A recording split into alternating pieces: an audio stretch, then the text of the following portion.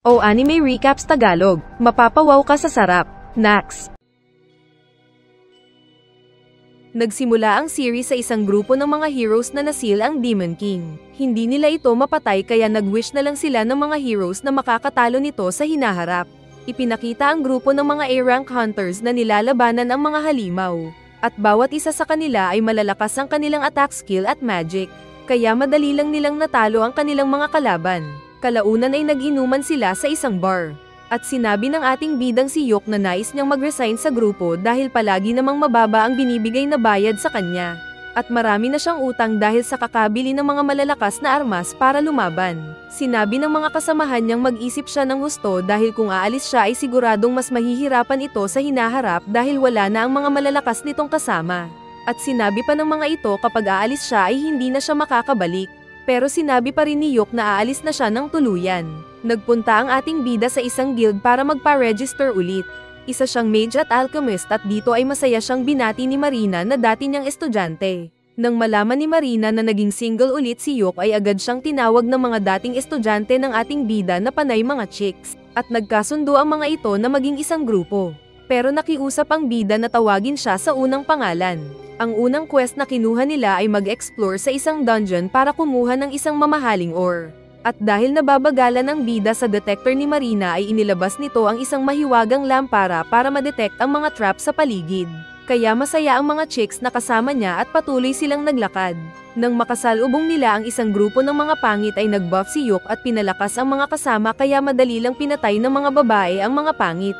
Pagkatapos pa ay nakarating naman sila sa kwarto kung saan nakapwesto ang mga minerong zombie. Agad na umiwas ang bida sa isang kalaban saka din mabilis na pinalakas ang mga kasama, at sa isang magic spell lang ni Rain ay muling naging bangkay ang mga zombie. Kaya muling na-amaze ang mga babae dahil sa buff skill ng bida. Lalo na nang makita ng mga babae na gumawa pa ng holy water ang bida na dinidilig sa daanan nila para hindi pa sila maamoy ng mga halimaw. Nang break nila ay inilabas ni Yok ang mahiwagang inventory nito at naglabas ng mga kagamitang panluto. Saka siya nagluto ng kanilang pagkain na hot silog. Kaya muling naging excited ang mga babae na kumain.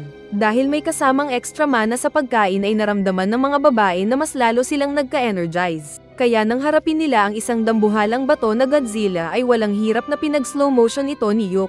At saka mabilis na pinutol ni Marina ang ulo ng halimaw na namatay agad.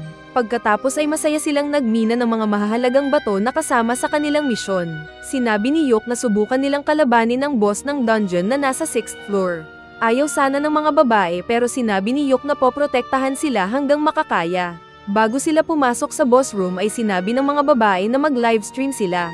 At dahil wala pa silang pangalan ng kanilang party ay agad sinabi ni Marina na Clover ang kanilang party name na ayos naman sa mga kasama. Nag-livestream nga sila at binuksan ang boss room. At sa loob ay nakita nila ang naghihintay na malaking halimaw na may pansipit. Umatake ang halimaw na agad inilagan ni Yok. Saka din ginamitan ng 5 klase ng spell. At dahil hindi pa tigok ay ginamitan ni Yok ng gravity spell at natigok ang halimaw. Sa mundong iyon ay isang trabaho ang pag-livestream ng mga adventurers. At parang katulad din ito ng YouTube na mayroong mga viewers at video creators. At may namangha dahil sa lakas na pinakita ni Yok sa pagpatay sa dungeon boss. Sa karwahe pa uwi ay sinabi ni Silk na mas maganda kung si Yok ang maging leader nila na pinayagan ng mga kasama. At dahil naisip ng bida na maganda rin ito sa kanya ay nagkasundo sila na siya na ang bagong boss. Samantala ay busy naman sa pakikipaglaban sa maraming direwolves ang dating kagrupo ni Yok. Pero naging mahina ang mga ito at naubusan ng kani-kanilang mana. Isang halimaw ang sinakmal ang paseksing babae. Pero wala nang mana ang healer nila na nagtatago sa gilid. Dahil walang laban ay napilitan ng party na umatras. At habang nag-aagaw buhay si Jamie ay pinilit ni Simon na gamutin ito ng mga kasama. Pero walang magawa ang mga kasama at ayaw pang ibigay ni Boy Pana ang kanyang sariling healing potion. Habang kumakain ay sinabi ng mga kasama ni Yok na iniipon nila ang nakukuha nilang sahod sa Paga-Adventure para makabili ng headquarters. Kaya mas nagustuhan ni Yok ang grupo. Samantala sa table ng mga corrupt na dating grupo ni Yok ay tinuturo ulit nila ang bagong kasali sa kanilang grupo na kasalanan niya kung bakit bagsak ang misyon nila. Kaya nasabi ng bagong miyembro na ayaw din itong manatili sa grupo ng mga bobo saka ito umalis. At hindi ito lingid kay Yok na narinig ang nangyari sa kabilang table. Kalaunan ay naagaw ang pansin nila at ng mga taong naroon nang makita nila ang video kung paano tinalo ni Yok ang dungeon boss. Dahil dito ay naaasar ang mga ex-party ni Yok na bobo daw ang bida dahil pumili ng mas mahinang mga kasama. At habang nagsasaya ang mga bida, ay isa pang inggit ang masama ang tingin kay Yok dahil mas sikat ito sa kanya. Nang muli silang pumili ng quest ay masaya silang inassist ng front desk clerk na si Mummer. Malaki daw tiwala nito sa kanya lalo na at nag-viral ang video niya. Kaso ay galit ulit yung inggit na pangit. Sinundan nito si Yok at kinumpronta at sinabihang umalis na ito sa Clover Party. Naglabas pa ito ng espada pero nagamitan na ito ni Yok ng magic spell. Kaya nang binalak nitong umatake ay bigla itong nadulas at nabagok ang ulo at nakatulog. Kaya ipinaliwanag ng mga babae na nagpapabida ito sa kanila pero ayaw nila dahil walang silbi at malaki pa ang tiyan. Pagdating nila sa Magical Forest ay napansin nila na walang mga huni ng hayop at ng mga insekto. Kaya nagpasya silang maging handa lagi na parang Boy Scout. Pagdating nila sa isang falls ay sinimulan agad ni Yok ang pag-livestream. Nang lumabas ang halimaw ay agad na ninerbiyos si Yok dahil high-level monster ang kaharap. Kaya pinaalis agad ni Yok ang mga babae para iligtas ang kanilang mga buhay. Pero hindi pumayag ang mga babae na handang lumaban at kaagad nagusal ng kani-kanilang mga chanting spell. Umatake si Marina gamit ang espada at lakas pero naitapon lang siya. Ginamitan ni Yok ng multiple spell ang Magic Beast pero walang gaanong epekto ito sa halimaw. Agad nakatayo si Marina na muling inagaw ang atensyon ng Magic Beast. Kaya nabigyan ng oras si Yok na makapag-perform ng mas malakas na mahika. At gamit ang Magic Missile ay pinatamaan nito ang leeg ng Magic Beast na nagdugo naman ang bunganga. Pero malakas pa rin ito na binalak sumugod. Ngunit gumamit naman si Silk ng Thunder Spell nito na agad tinamaan ang Magic Beast, pero nakatayo pa rin ang kalaban. Inutusan ni Yok si Marina na umatake na ginawa naman ng babae. At sa tulong ng magic buff ni Yok ay nagawang maslice ni Marina ang leeg ng halimaw na nahulog ang ulo. Pagkatapos ay nagpasalamat si Yok sa mga manonood at pinutol ang livestream. At nakita ito ng dating kagrupo ni Yok na nainggit. Inutusan ni Yok ang mga kasama na maligo muna habang inaayos nito ang tent nila. Kaya naligo ang mga ito sa ilog kung saan nahulog ang ulo ng halimaw. Dahil sa pagtalo nila sa halimaw ay ipinatawag sila ng guildmaster na si Benwood. Pagpasok nito ay galit ang mukha ng guildmaster na sinusubukang takutin ang mga babae kasama si Yok. Pero dinerecho ito ni Yok na huwag takutin ang mga babae at siya ang parusahan. Naupo sila at nabanggit ni na Yok at Benwood ang patungkol sa abnormal behavior ng halimaw na umalis sa normal nitong tirahan at lumipat sa ibang lugar. Kaya kailangan nila itong maimbestigahan.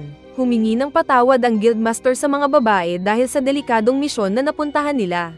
At agad ding na-promote ni Benwood ang mga babae sa C-rank. Dahil din sa bagong magic spell na ginamit ni Yok ay ginawa din siyang A-rank ni Benwood basta pirmahan ang dokumento.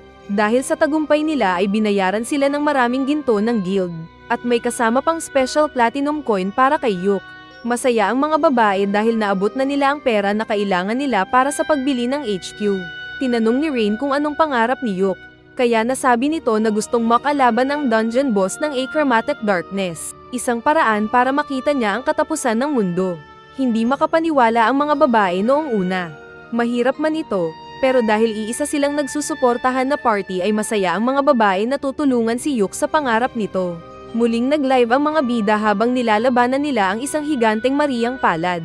Bilang grupo ay sabay-sabay na ginamitan ng Clover Party ang malaking kamay ng kanilang magic skill para mapatay ito. Kaya mas lalo silang sumisikat na kinai-inis ng talunan na grupo ni Simon. Hindi rin ito lingid sa nag-emaw na Jamie sa kwarto nito. Nasabi ni Barry na maganda siguro kung ibalik nila si Yok sa grupo nila at dadaanin na lang nila ito sa fair share, na nagustuhan naman ni Simon. Kaya nang pagdating ng mga bida mula sa quest ay sinalubong sila ni Simon na parang siga sa kanto. Umalis ang mga babae at pumasok sa guild habang nagpaiwan ang dalawang leader. Ayaw sanang kausapin ni Yok si Simon pero galit itong sinabihan si Yok na tumigil. Parang boss pa rin na sinabihan ni Simon si Yok na bumalik sa grupo nila. Pero ayaw na ng bida dahil ginagamit lang siya ng mga ito. Saka iniwan ang napahiya na Simon. Dahil sa kanyang desisyon ay masaya siyang niyakap ni Marina at hinila din ng dalawa pa para uminom ng alak. Nagkaroon ng sponsors ang mga bida at binigyan ang mga babae ng mga armor na kanilang gagamitin sa kanilang live streaming para may promote din ito. Kaya napahanga si Yok sa bagong itsura ng mga chicks na kasama. Muli silang nagpunta sa isang quest at pumasok sa isang labyrinth. Balak ng mga babae na maglambitin pababa gamit ang lubid. Kaya nagtapon ng bato si Yok na biglang nasunog at naglaho at nagulat ang mga babae. Napansin ni Yok na parang nireregla si Rain na nagsusungit. Kaya pinansin ni Yok at na-compliment ang bagong hair ribbon ni Rain at sinabing cute ito. Kaya niyakap siyang bigla ni Rain sa saya. May nakita silang trap na mabilis nilang detonate kung saan lumabas ang maraming mga tusok sa 4 na direksyon. Agad silang naghanda para sa laban nang makita ang mga orc sa kanilang harapan. Alam ni Yok na orc ang mortal na kalaban ng mga elf kaya sinabihan nitong maging kalmado lang si Silk. Nag-buff ng pampalakas si Yok kaya nang magtapon ng bolang apoy si Rain ay nasaktan ang mga kalaban. Saka pa ito pinaulanan ni Yok ng mga malaking bato, kasabay ng mga palaso ni Silk. Sumugod naman ang tank na si Marina at pinatay ang mga natitirang mga higanteng orc. May binigay si Marina na nasirang spell scroll mula sa mga orcs. At nasabi ni Yok na ang gamit nito ay pagpapalabas ng mga nakatagong skill at abilities ng gagamit nito. Kapag naayos niya ito ay ibibigay sa isa sa mga kasama para pandagdag skill. Kaya nasabi ng mga babae na dapat itong ibigay kay Marina para madagdagan ang trabaho. Habang naglalakad sa madilim na pasilyo ay nabanggit ni Yok ang patungkol sa nabasa nito tungkol sa mga shadow stalker na nagtatago sa dilim. At paglingon ni Marina ay may itinuro itong nagtatago sa dilim. Natakot sila nang makitang isa itong shadow stalker. Inakala ni Yok kung hindi ito makakalapit sa kanila dahil sa barrier sa ere. Ngunit biglang tumalon ng anino pababa at walang hirap na nilagpasan ang protective barrier. Agad nag-cast ng buff spell si Yok para sa mga kasama. Pero nang magpakawala ng attack spell ang halimaw ay agad nataman si Marina at nanghina. Kaya nagtaka si Yok dahil nasira ang protection spell niya. Agad namang tinulungan ng 2 pang babae si Marina samantalang direkta na umatake si Yok sa kalaban. Nag-teleport siya sa likod ng halimaw para umatake.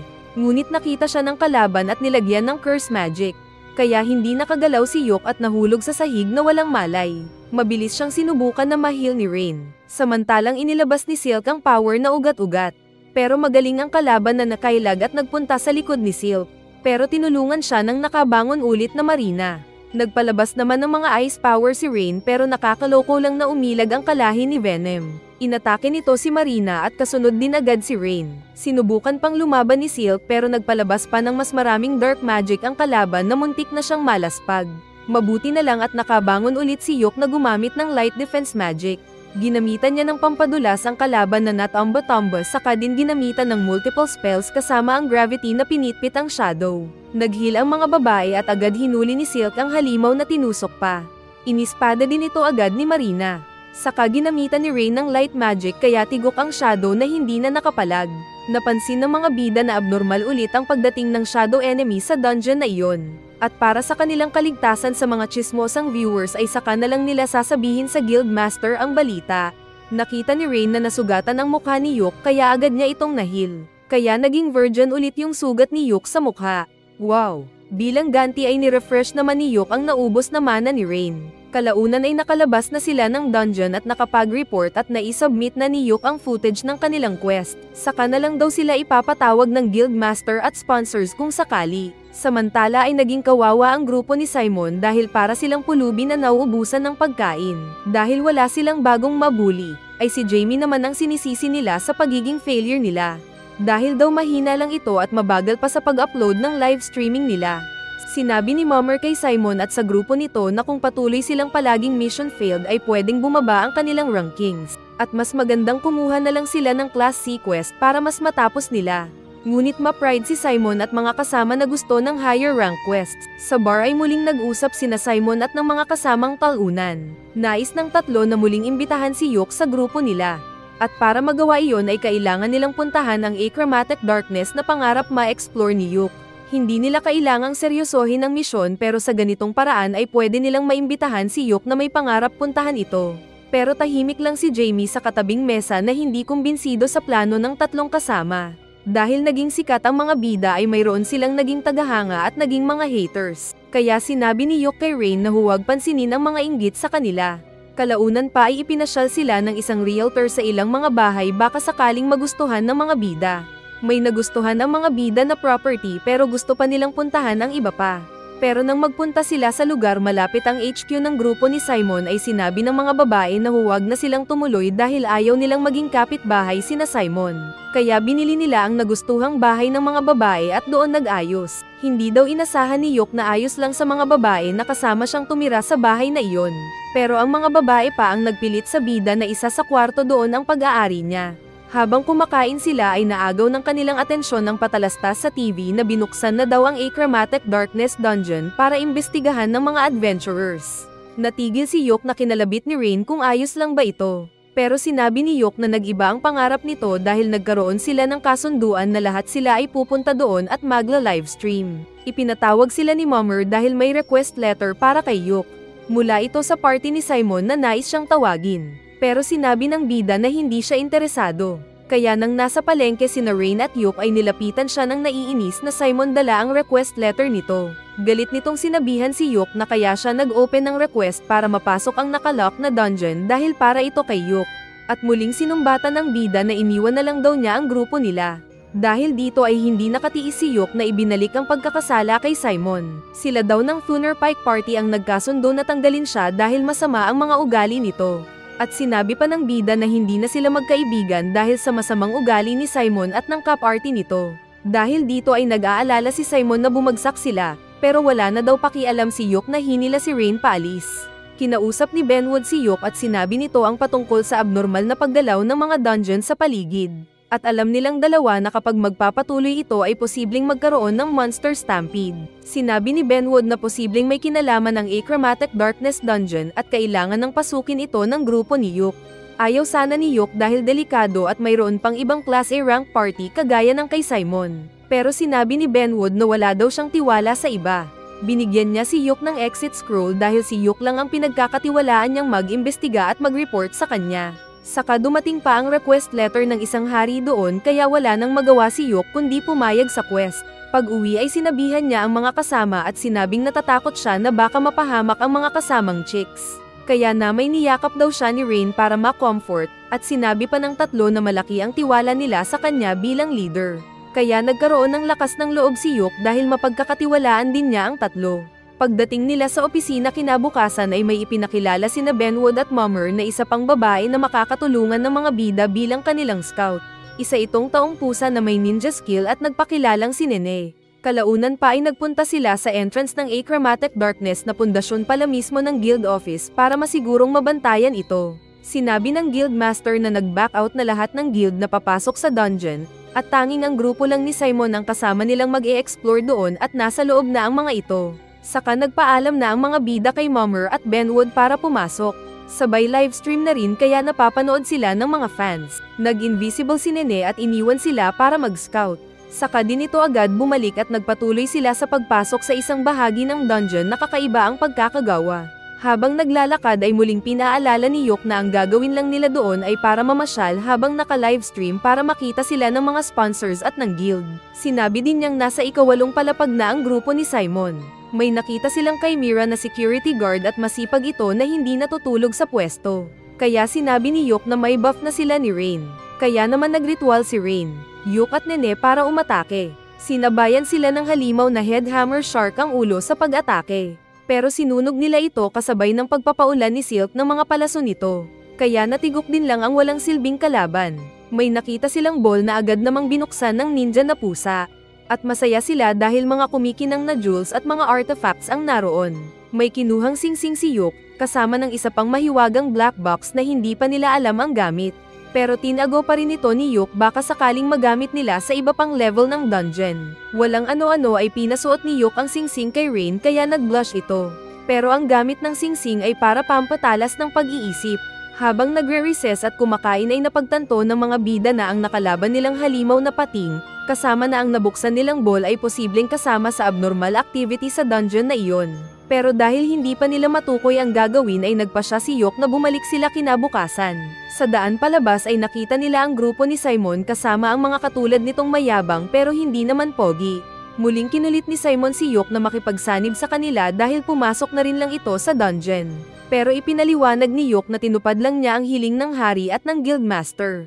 Mayabang pa si Simon na pinipilit humingi ng kopya ng live streaming ng mga bida kasama na rin ang mga nahanapan nilang mga items. Nag-assume pa ang bully na considered magka-alliance na daw ang party nilang dalawa dahil pumasok silang pareho sa dungeon. Ngunit galit na sinabi ni Yok na wala silang napagkasundoan na alliance. At napapanood ito ng mga nagtaka na spectators kung nag-aaway ba ang mga adventurers. Minamaliit ng Class A guild ni Simon ang Class C guild ni Yok.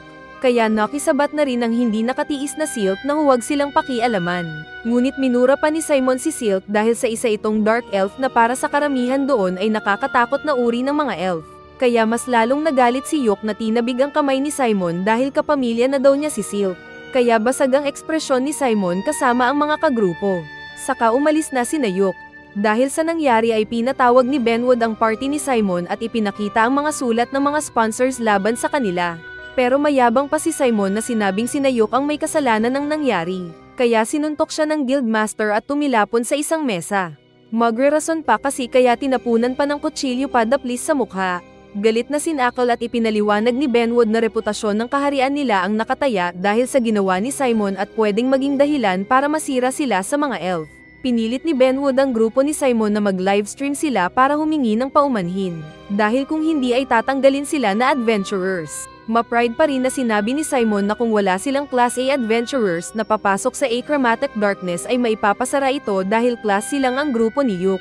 Ngunit ipinaliwanag ulit ni Benwood na naka-register pansamantala na Class A ang party ni Yok. Kaya kahit matanggal sina Simon ay tuloy lang ang adventure, kaya tameme ang mga loko. Sa ilalim ng malakas na ulan ay nagagalit si Simon na ayaw mag-public apology. At sakto sa timing na lumapit yung matabang naiinggit kay Yok at sinabi kay Simon na may naiisip siyang plano para mapabagsak ang grupo ni Yok.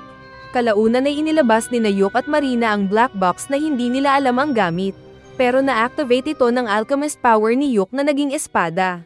Kaya masaya naman si Marina na nakakuha nito. Nang muling bumalik sa Achromatic Darkness ang mga bida ay sinabi ni Yok na goal lang nilang magpunta ng 3rd floor. Pero pagbaba nila sa 2nd floor ay nagulat sila sa sobrang lawak dahil hindi naman ito nagmumukhang loob ng dungeon dahil malawak ito at mayroon pang langit. Nakalimutan ni Yok ang telescope niya kaya sinabi ni Rain na gagamit siya ng telescopic eyes. Kaya binuhat siya ni Yok para pagmasdan ang paligid at may nakita naman siyang bahay. Maninilip sana siya pero napagod na ang mata niya. Habang naglalakad patungo sa bahay ay naiisip ng bida na posibleng artipisyal lang lahat ng nakikita nila maging ang araw. Pag-abot nila sa bahay ay pinagbuksan sila ng isang matandang babae na may dalang merienda para sa kanila. Matagal na daw itong walang bisita pero alanganin ng mga bida dahil imposibleng may tao na nakatira sa dungeon. Kaya tumanggi ang bida sa alok ng matanda. Dahil dito ay sinabi ng matanda na gagabi na kaya bigla nga na nagdilim ang paligid.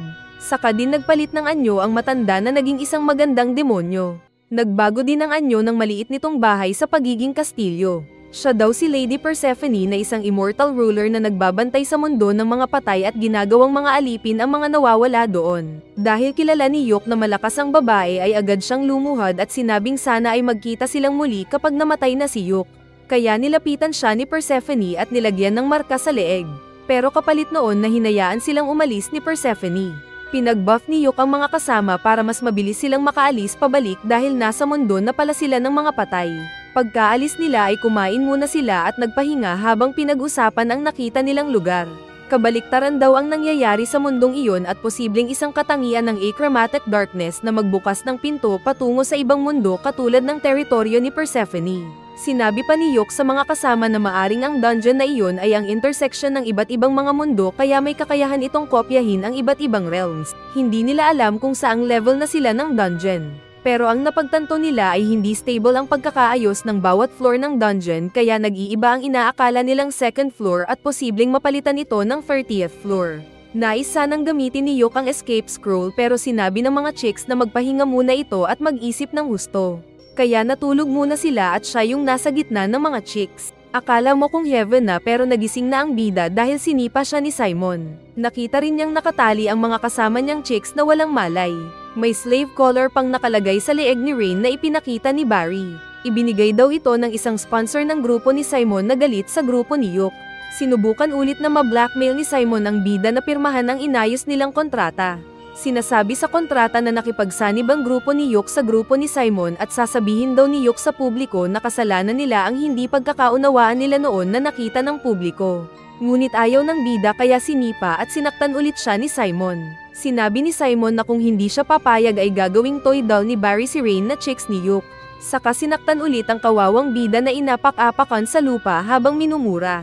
Sinabi ni Barry na lalamunin muna niya ang Black Forest ng Dark Eld na si Silk. Kaya napilitan si Yok na pumayag pumirma. Ngunit habang pipirmahan na sana ni Yok ang kontrata ay biglang lumindol ng malakas at nagkabitak-bitak ang lupa kaya nahulog ang mga abusadong grupo ni Simon. Nahulog din si Yok kasama ng mga nakataling chicks pero bigla silang lumutang sa ere dahil sa tulong ng mahika ni Jamie. Ligtas silang nakatapak sa lupa samantalang nakita nila sina Simon at mga kasama nito na nasaktan sa pagkakahulog. Nakita nilang may dumating na maraming orc kaya agad na kinuha ni Jamie ang gamit ni Yok at ibinigay sa lalaki. Kaya agad gumawa ng defense shield si Yok para sa kanila. Gamit ang mahika ay ginaising naman ni Jamie ang mga babae ni Yok. Kaya tumulong din si Rain sa paggawa ng shield. Dahil dito ay nailabas ni Yok ang escape scroll nila at inactivate para umalis. Inutusan ni Yok si Jamie na tulungan ang mga kasama para umalis na din doon. Kaso ay nakabangon pa si Simon na tinutukan ng kutsilyo ang leeg ni Rain kaya naistorbo ang protective shield nila at napilitang lumaban sina Marina at Nene. Patawa-tawa pa ang manyak na Simon pero tinulak siya ni Jamie sa likod kaya nakatakas si Rain patungo kina Yok. Naziko ni Simon ang mukha ni Jamie na natamba. Nagpatulong sina Barry at Camelia kay Simon pero sinabi ni Simon na bahala na sila sa sarili saka ito naglakad paalis. Pero sinaktan siya ni Jamie kaya lahat sila ay nanghihina na napahiga sa lupa.